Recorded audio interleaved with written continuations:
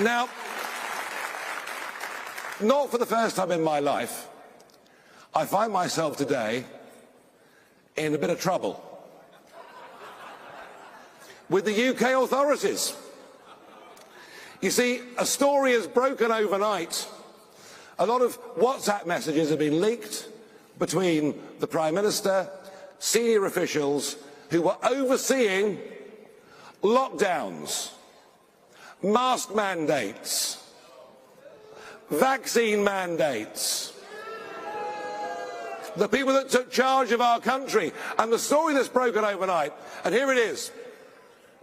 I went to Tulsa in the summer of 2020 for Donald Trump's first rally on the campaign tour. And I did that because I'm a friend of his. I did that because I believe in him. I did that because I think he's just about the bravest man I've ever met in my entire life. Trouble was, coming back from Tulsa under bizarre, draconian lockdown rules, it meant I had to quarantine at home for a fortnight.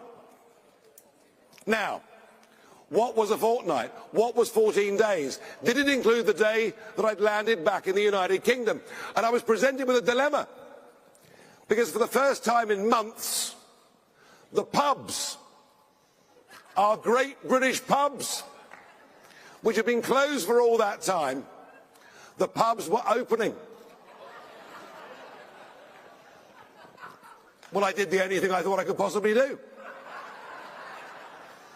I was there at 12 o'clock in the morning, knocking on the door, saying, "Let me in. I want to get back in the pub." Not just because I enjoy a beer, but because every pub is a parliament. It's where we have free speech and debate, question each other, make up our minds. Anyway, they let me in. I had a drink. There were one or two photographs, things out on social media. But it turned out that I hadn't actually been in the country for a full 14 days. Even though I'd COVID tested the day before, no, I'd been there, I think, for 13 nights and 12 hours. And it led to the leader of our Liberal Party writing to the police. But worse than that, what we've learned overnight is that Matt Hancock, who was our health secretary, absolute pipsqueak of a loser, but never mind.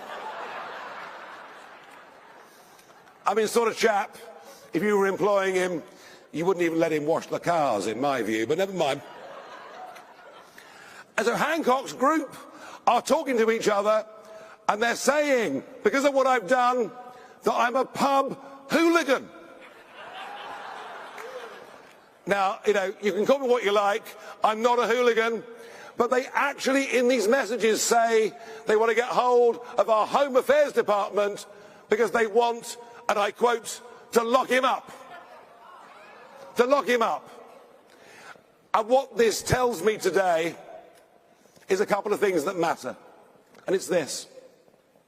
In the name of coronavirus, governments, state governors in America took away from us liberties and freedoms that had been built, defended, fought for over generations and over centuries.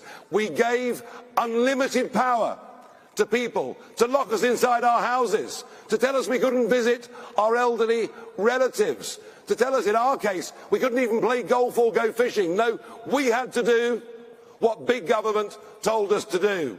This, ladies and gentlemen, is what tyranny looks like. And you know what? On the back of this, I've admitted today that I also broke lots of other lockdown rules.